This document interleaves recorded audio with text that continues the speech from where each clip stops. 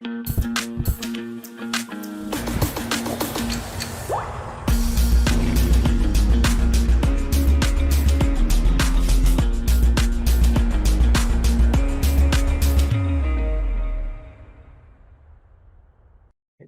welcome everybody to another episode of Chocolate Travels. I'm here with Julian from Utopia Tropical, and he's in Brazil. So he's going to tell us all about the work that he's doing in Brazil, the chocolate making. So hello, Julian.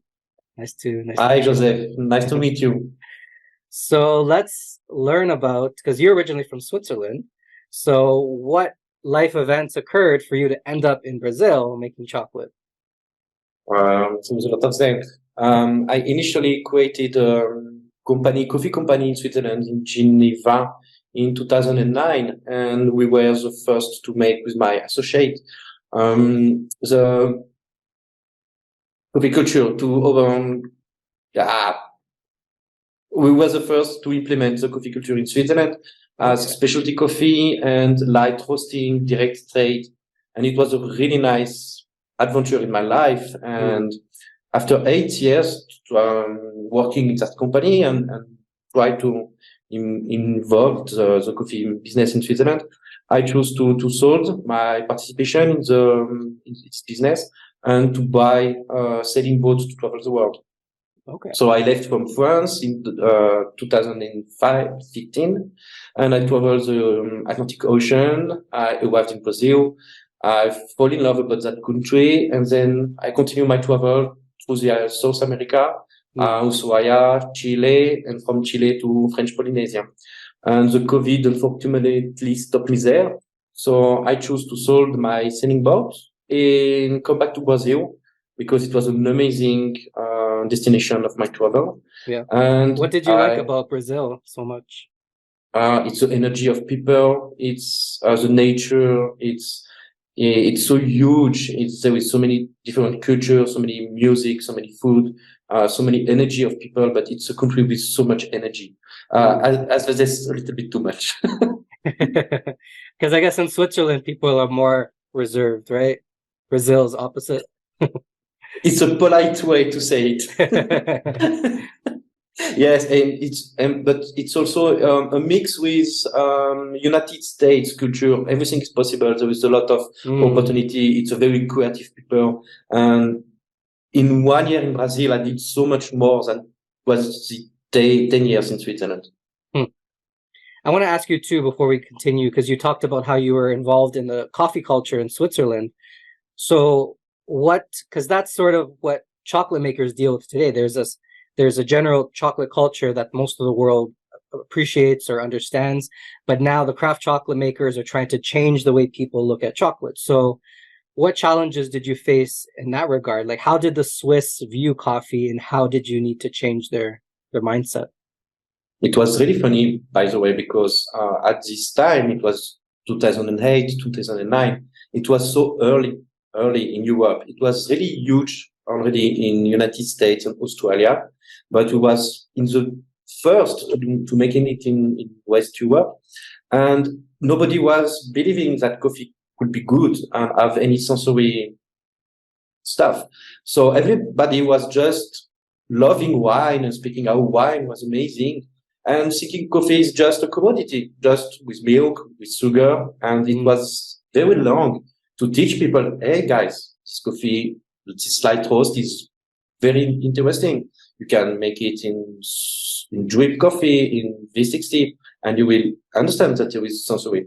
And it's very funny because now it's the coffee people that are doing the same with chocolate business.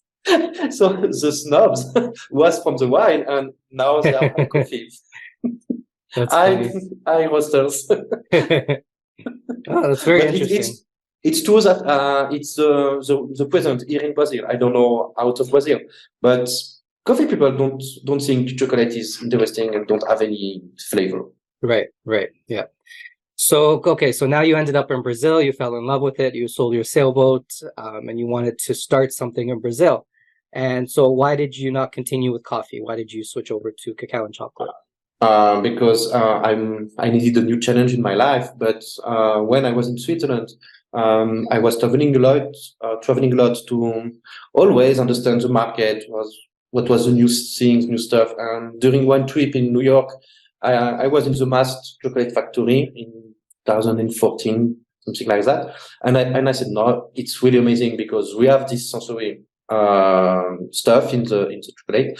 Sometimes I will lose my English, but Okay. we have the sensory nuts in chocolate. We have handcraft a way to make chocolate. It burned my mind, and I was very interesting because coffee it's very interesting, but you don't eat, you drink.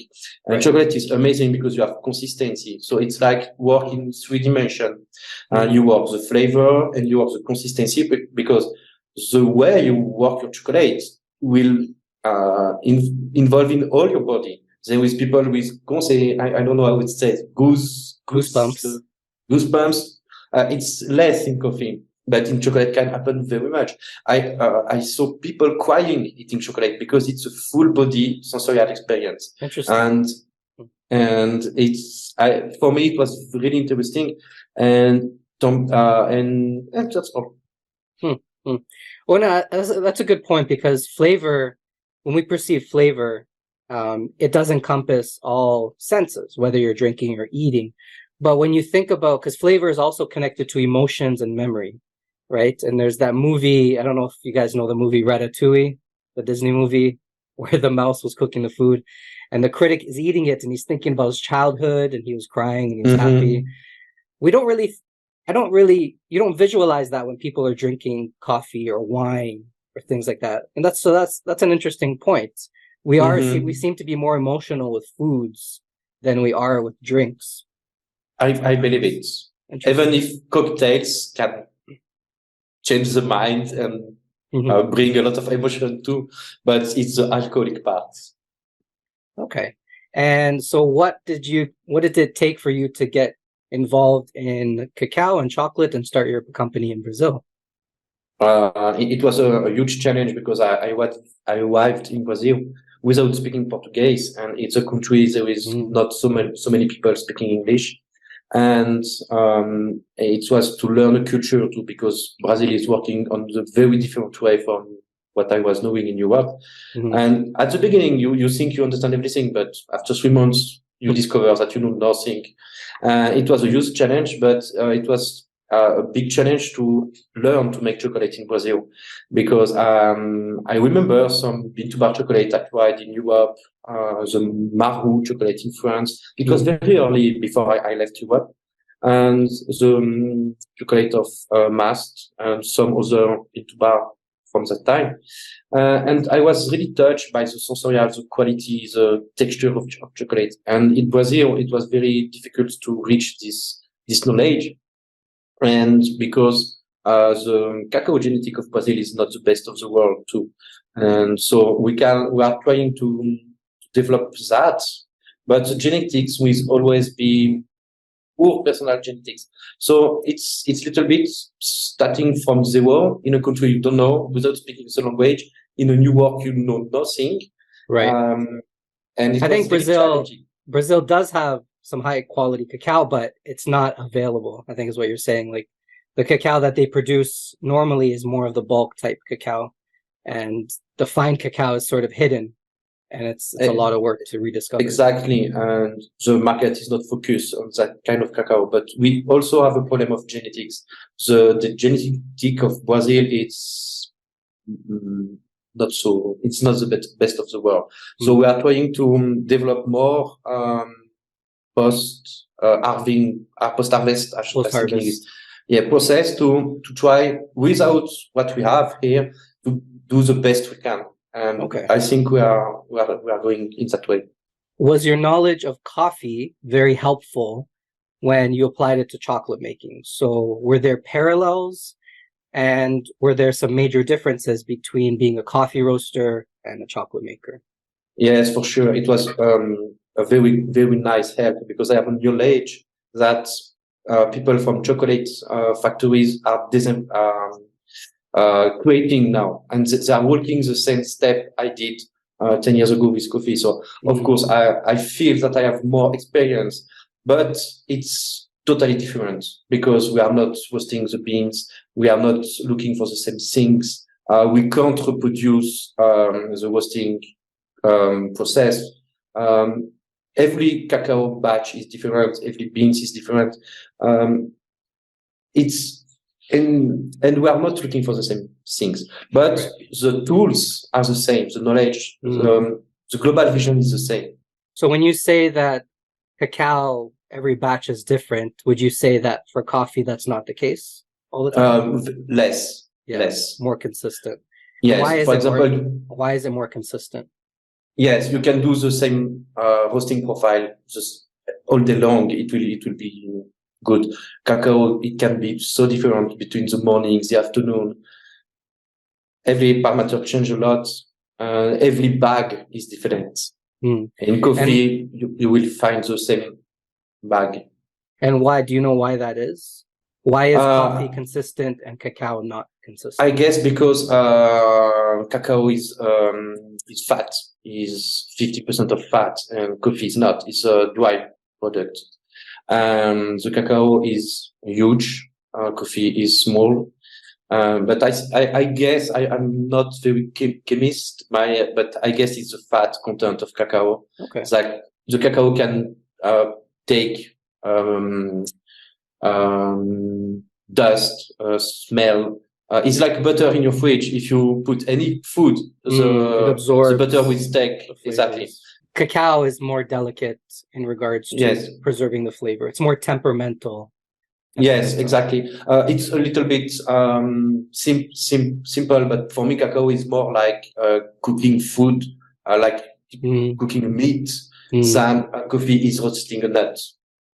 Okay. You will more or less always roast your nuts the same way, but cooking a piece of meat will always be different. And what are the values of Utopia Tropical? What do you wish to achieve with your business?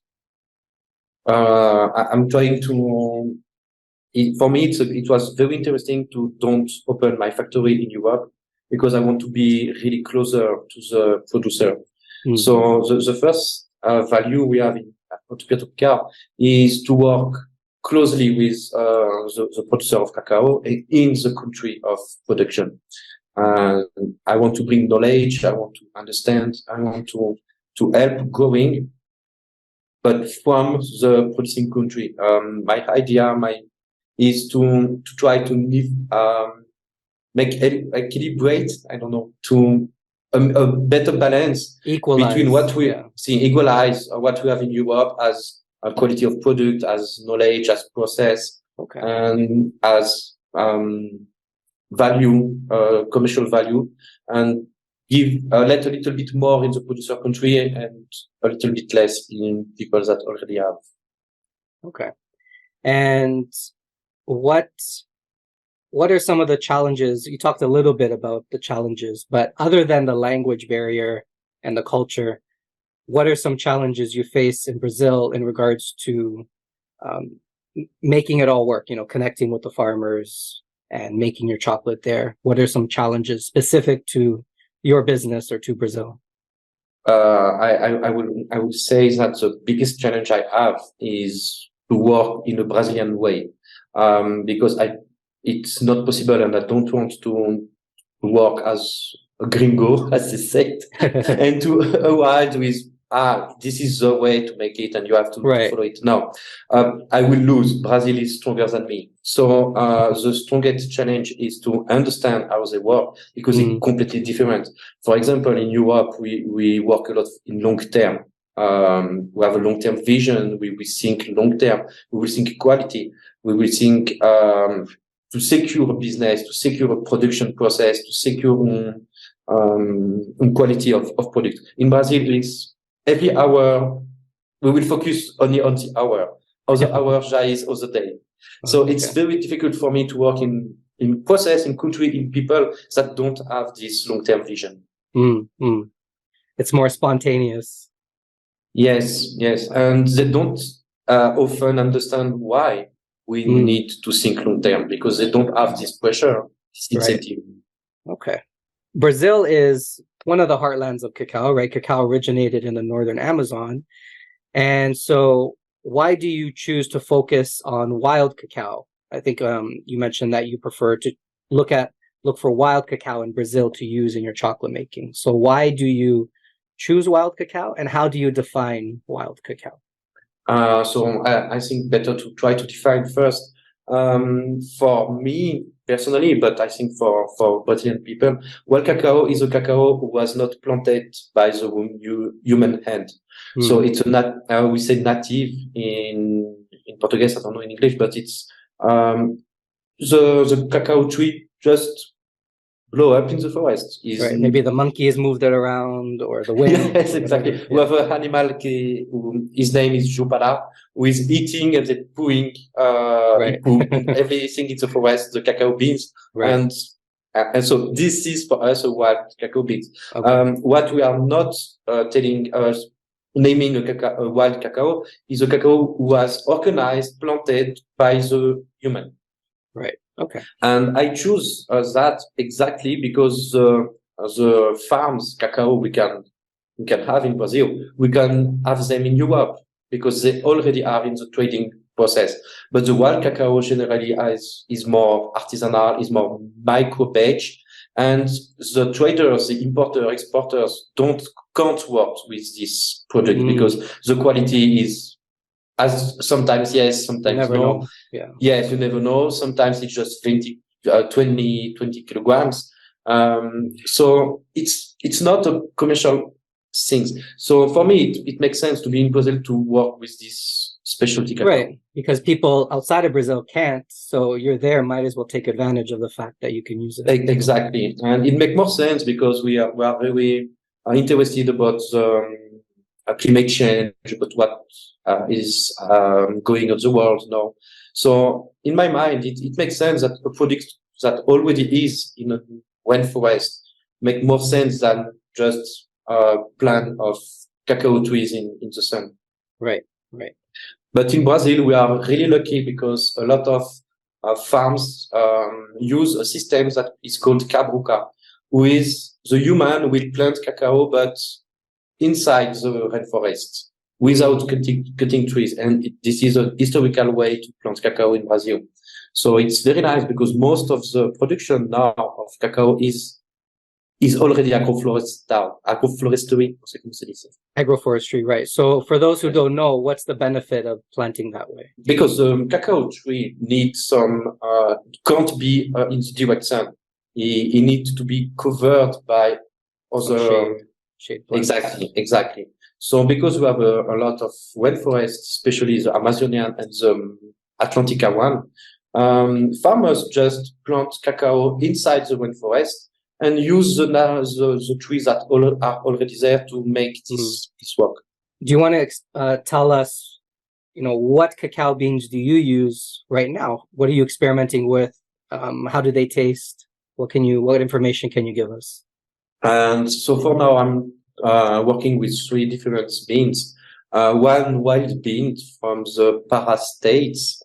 It's the variety is called Parazinho. It's a variety. What is the English for native? Do you understand native? Native, yeah, indigenous. Native. Yes, it's a native genetics from Brazil. It's a wild cacao.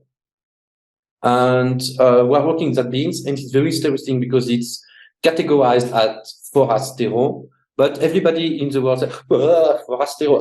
But we are going to make a very good chocolate because we start with chocolate notes, but with time you will find fruits. As sometimes, depending of the roasting, it will be more on the yellow fruits or the red fruits. But we have this very nice acidity with coming and without any bitter, and it's very interesting. Exactly. Okay. So cacao is very clean, and for a forastero, it's really nice to can work with cacao like that. And the beans are so small. It's very interesting because the Trinitario we used to in Brazil. We don't have Criollo in Brazil, but Trinitario is huge. It's better, but these are so small. So it's very different. And I am using também agroflorestal from Cabruca, cacao da Bahia, da Fazenda Vale Potumoju, and this cacao, it can be found in the United States, for example, or a little bit in Europe. And from another region, the Espírito Santo, it's it's Cabruca cacao too, but with a note just chocolate note we use for drinks and pastries. Yeah, because a lot of people have this perception that Forastero is synonymous with bad, but there's a lot of people, makers, researchers who are, understand that Forastero is a very broad term. It can encompass many populations of cacao, and not necessarily all of them are bad. Some can actually be quite good. People are discovering. So it's good to break that stigma with Forastero so that you can use it and people will still, purchase it and appreciate it. In Brazil, it's very interesting because they know. Now, I don't know how to explain that, but it's very nice when you can valorize a native product. They are very proud of it. So even if it's Forastero, the quality we can reach with a native Forastero is very good for Brazilian people, because for now they are importing chocolate from Europe, from African beans. It's totally crazy. Crazy, So you're saying that, people would get excited in Brazil, locals would get excited if you're using their cacao and you're showing them that, hey, this is actually really, really good cacao. Yeah, wonderful. Yes, and the quality we can reach with the Forastero in Brazil is, honestly, it's very nice. It's very nice. We have two native genetics, Maranhão, there is three, by the way, Maranhão, Parazinho, and Purus, and sometimes they can reach the best cacao of the world, but it's Forastero. What can you tell us about, you were talking to me about Cacauhub. So what is the work that this group does, and how are you a part of it? Exactly. This group was created by Bruno Lazevicius from the Bean to Bar Association in Brazil, and he worked a lot in a region named Terroir Tuere, Novo Repartimento, with very small producer. It's agricultura familiar. Some family farmers, I don't know the name in English, but very small, 1, 2, 3, or 4 hectares, no more, of cacao. And generally everybody did in the past, they just sell it as bulk cacao, so very low. Bulk cacao. And exactly. And Bruno, with the help of NGO called Solidariedade, helps them to learn how to fermentate and dry cacao and turn their cacao into fine cacao. And it was a very nice project because we did not help agro business in Brazil. It's really small people who need this quality to preserve their way of life, but also to preserve the native environment, because with the bulk price of cacao today, it's better to cut the trees and to plant acai or other stuff that are fashionable. But with a fermented cacao, with a fine cacao, the money for them is really better, and it's very more sustainable. I don't have any vocabulary to speak about that. No, I think I understand. Basically, you're helping them. They have good quality cacao, but they needed help with the curing, with the fermentation and drying and all that. And exactly what that does is first of all, it showcases that, hey, they actually have incredible cacao. And second of all, now they can actually receive better value for it, because it's not just classified as bulk cacao. And I think that's it's an important story. It's an important work, because there could be many, many places in the world like this where, some small farmers are growing the cacao. Maybe they know it's good, maybe they don't, and it's just being sold at the market value, when reality, if there was some help there, they could really showcase this cacao, make more money off of it, sustain better quality cacao. So that's a very, very hopeful story, I would say. Yes, and we are trying to help them with what they have. So without a huge investment, we were not going, you need that way, you need a factory, you need big stuff, millions, billions of investment. No, what do you have near you? And we will try to make the best fermentation. And this story is amazing because after working with Bruno and another chocolate maker who's named Nicolas Dano, it's a Belgian chocolate maker in Brazil, they success to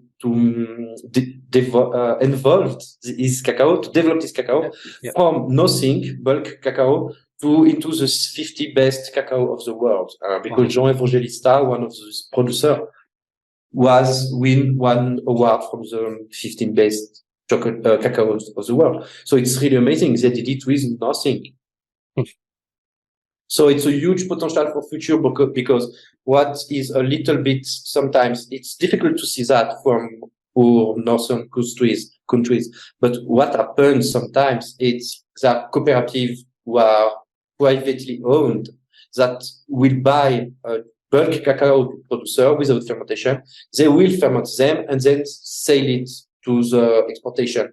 But the value will stay in the private company that is fermenting. The producer will win nothing.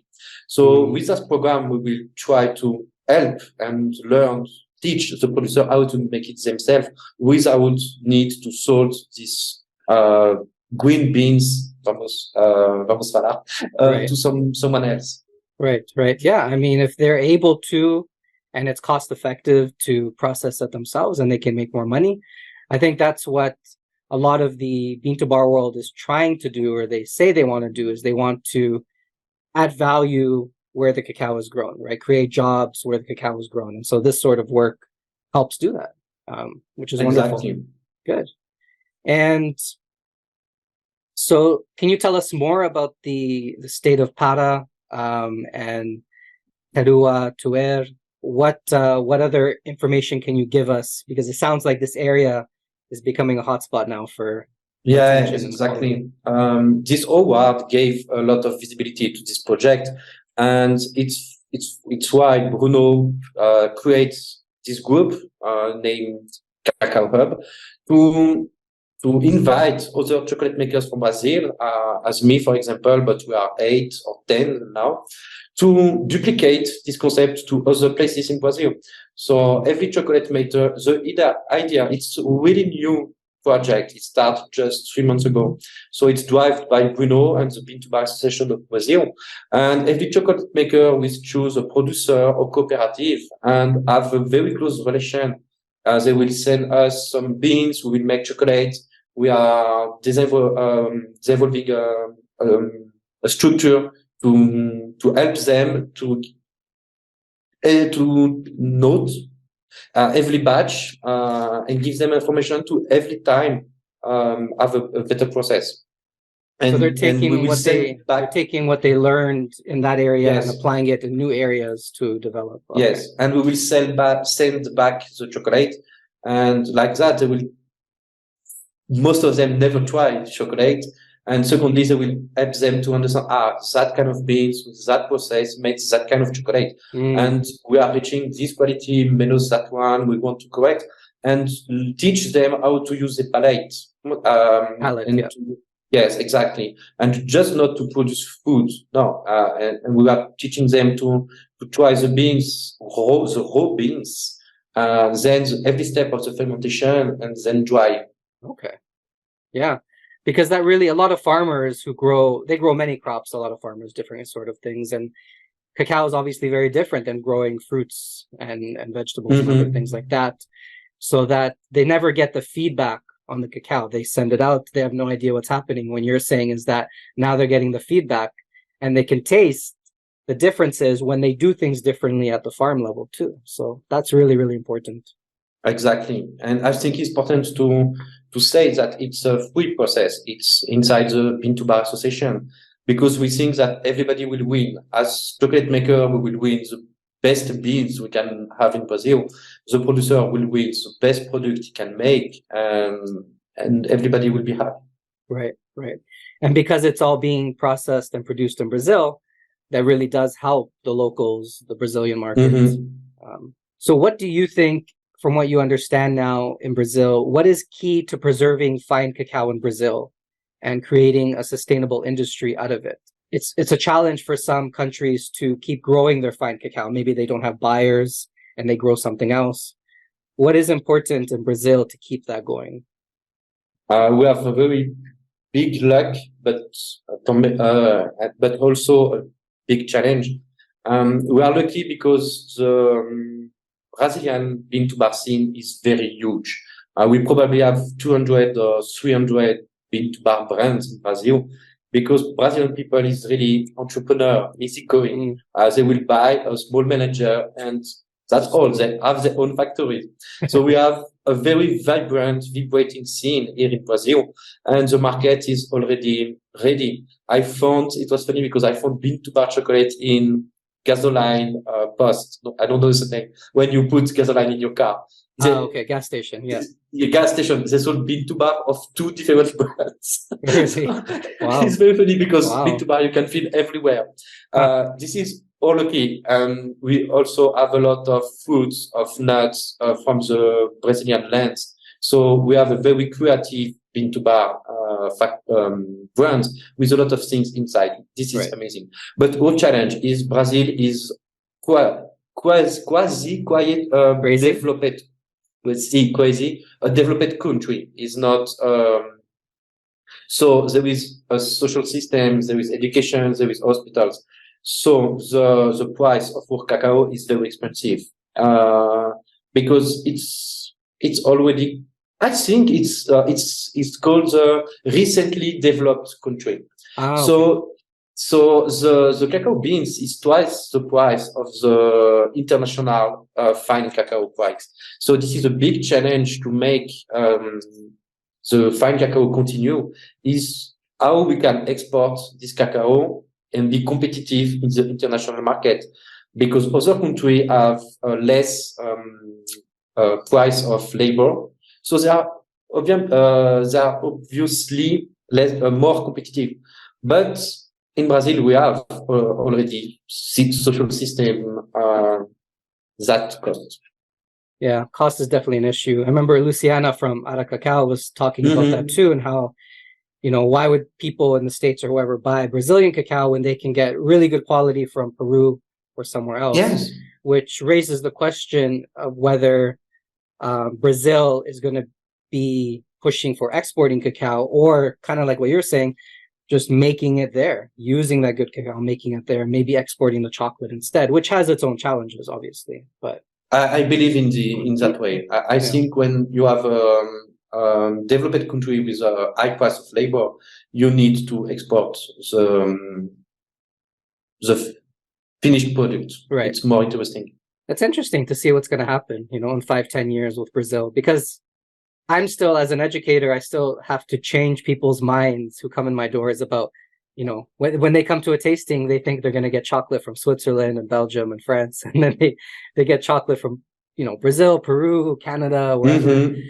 And so if Brazil is going to be exporting chocolate, we have to change the way the world thinks of good chocolate, right? It's not going to come from Switzerland anymore. Maybe it's going to come from Brazil now instead. But Brazilian people think we have cacao trees in Switzerland. It's why our chocolate is so famous. Right. So education will be all over the world.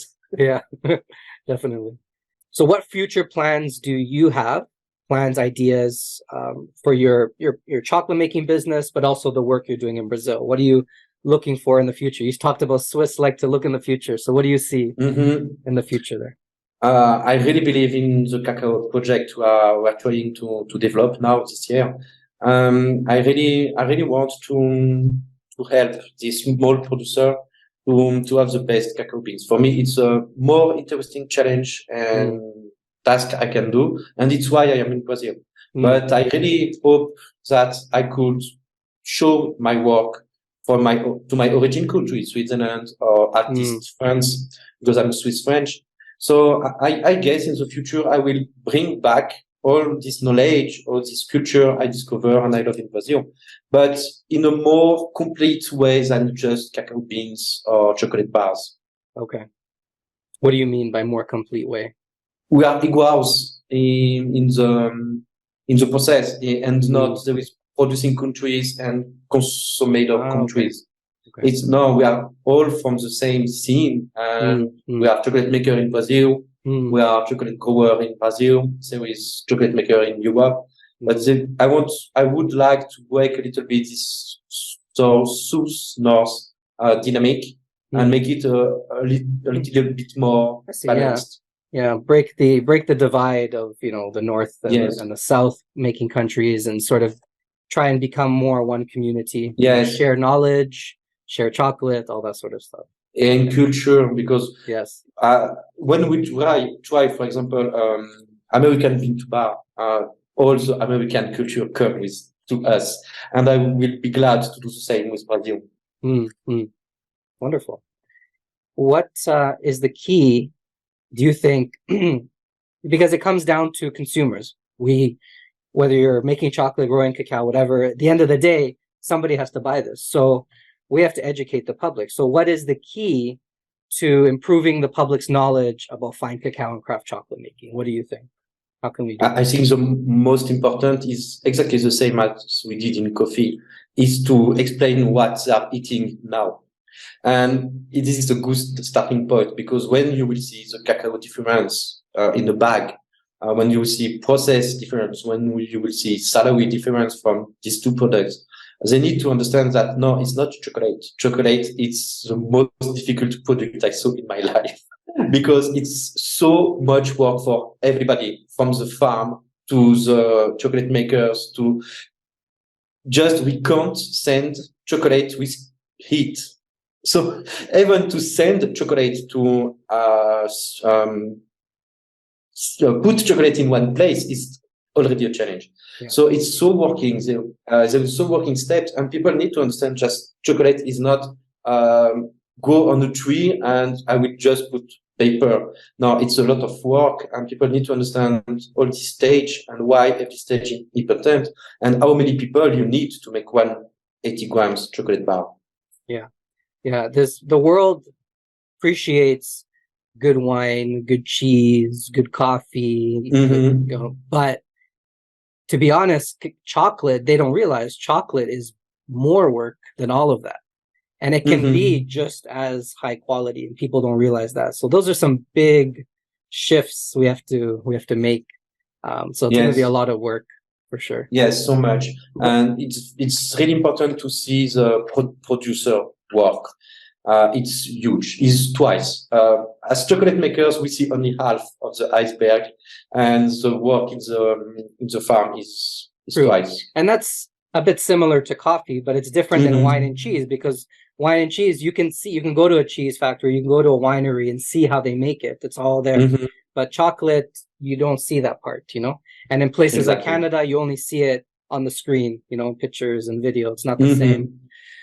But you brought up a good point too about the heat, because chocolate originally came from South America, Mesoamerica, and it was a drink, so they didn't have to worry too much about the heat. But now in the 20th century, 21st century, chocolate's a food and it melts. And so that's a new challenge, especially now if we're talking about Brazil or Peru, whoever, starting to make chocolate on site at those countries. They're going to have to think of some creative ways now to use the cacao, make chocolate, and get it out there with the heat issue. Maybe find a way to maybe revive drinking chocolate again, right? Having a drinking chocolate culture, because then you don't have to worry too much about melting and bloom. It's a little bit what I wanted to say, but I did not touch the word with Brazilians are proud of their product, because they don't need the European way to like food. As European, we have nothing to teach them how to eat or drink their own product. So it's why they can be proud to have a very good Forastero chocolate, because the European standard will stay in Europe. It's very fine. And as you said, we can think that in the beginning, chocolate was a drink, and we can think because of the intake process in problematics, why not to come back to the drinking consumption of chocolate. But I believe that chocolate can be a local product too, as For example, when we love pastry and bread in France, and you never will buy a fresh bread in the other part of the country. You will buy your neighbor bakery bread. So I guess that in Brazil is more or less already doing like that. Is you will buy the bean to bar chocolate close to you, so we will not buy bean to bar chocolate from other That's other a part really of good the point country. too. Yeah, because a lot of chocolate is not just eaten in bars, it's used in desserts, cakes and pastries and everything. But that's another way to bypass the whole heat issue and tempering issue is using that chocolate locally, right? If you're making chocolate in Europe or in Canada, if you were to sell to a bakery or a pastry shop, that chocolate's going to be very expensive. But they're going to say, no, I'll go with Valrhona or cacao berry or something because it's cheaper. I can use it in my pastries. But if you're making the chocolate in Brazil with Brazilian cacao, the costs are going to be low, and maybe locals can actually use it more Yes, realistically. because by the way, today they are using cacao from Europe, and we have a 100% of importation tax. So bean to bar quality chocolate is cheaper than Valrhona chocolate now in Brazil. Right. Yeah. And it could be even better. Better flavor, better Twice quality. better, to be honest. Twice better.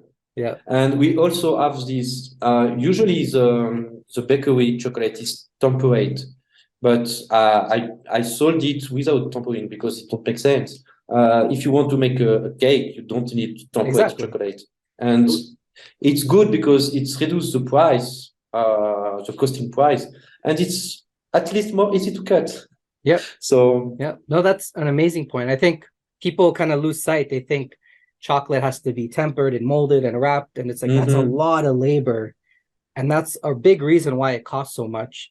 And for most uses of chocolate, whether it's drinking, cakes, cookies, pastries, baking, it doesn't need to be tempered, not at all, right? So that's a really, really good point. I think people need to remember that. Yes, because then they could be more creative with what they're doing, and they could save some time and money not going exactly, and energy, because to be honest, chocolate is to change electricity in bars more than cacao. Exactly. Yeah, exactly. If you're gonna melt it anyway, what are you doing? See, because you eat too cold, you eat too cold, you eat too cold, you eat too cold. Mais ou menos. Yeah, no, that's a really good point. Where do you sell your chocolate products? Is it a local as well? Yeah. Yes, for now I'm just selling it in my factory because we have a shop in my factory, but it's very small. It's 30 square meter. So it's with everything. It's so small, but can people visit you there? Yes, visit and make a tour of the factory, degustation.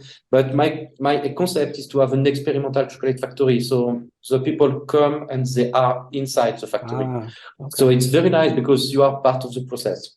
And the idea is to teach, to make education, and to make people feel what is to be a chocolate maker. And that is not a product that goes on trees already in aluminium.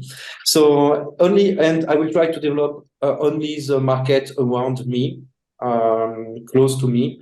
It don't make sense, as we spoke, to send my bars in other parts of Brazil because we have so much of problem of eating and temperature regulation. So I believe you have to buy the chocolates near you. So if people want to experience your chocolate, they're going to have to travel to Brazil. Yes, for now. But I believe that in the future we will send more untemperate chocolate all over the world. Of course, yeah. But it's also special too when whatever kind of food is, you can only have it if you happen to be there. You know, it makes it a bit more special for people. And what is the best way for people to connect with you if they want to contact you for whatever? The best way for now is in Instagram because I'm personally make it. It's the only way, to be honest, to contact me. And to visit us, you can come in the factory directly or send me a message on Instagram. The best is to book an appointment to be sure I'm free because chocolate is a lot of work. So generally from Monday to Friday, it's... Okay, excellent. Well, thank you so much, Julian. Very, very nice. Yes, it was so interesting, but I would be glad to know more about you too. And what is the project with all those interviews you are doing? It's a huge work. Yeah, it's crazy, but Uh-huh. I don't, believe it or not, I don't really like being in front of the computer very much. And so I want a way to educate the public. I want a way to learn about the makers, but I don't like sitting behind the keyboard, typing and putting up reviews and like that's not my thing. I just want to talk to people and I want to understand. I want to hear what you have to say. I don't want to keep it for myself. I want other people to listen too. So that's what the whole idea is just to let me talk to the makers, the growers, the researchers, whoever. Let's hear what your ideas are and let's put it out there on YouTube so the public can start to learn, because the public, they get very watered down information. They don't always hear everything they need to hear. And so my goal with this is to put information out there and people could start to draw their own conclusions from it. It's very nice because it's amazing how I learned to be in Brazil. Because if you stay in Europe, for example, as chocolate maker, you will understand only 10 or 20% of the situation of the country, of the production problematics. And to live here, to speak the same language, to have the same culture, the same good and bad parts to be in Brazil and to be Brazilian, it's amazing to understand. Wow, it's huge more what that I was thinking. And what you are doing with this interview, for me, it's really interesting because when you will speak with me, with Ara, for example, you will understand what is the situation in Brazil without need to be there. But you will connect with people that have this vision, this knowledge, and I think it's very, very interesting. Okay, good. We'll stay in touch, and I hope a lot of success with what you're doing. Yes, and the good work for you because it's really nice what you are doing. Okay. Bye. Have a nice weekend. Bye. Ciao. Ciao. Download the free Bean to Bar app to connect with incredible chocolate makers from around the world.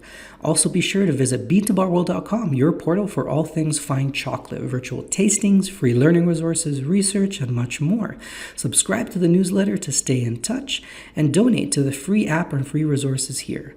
Contact me for any chocolate-related questions you may have.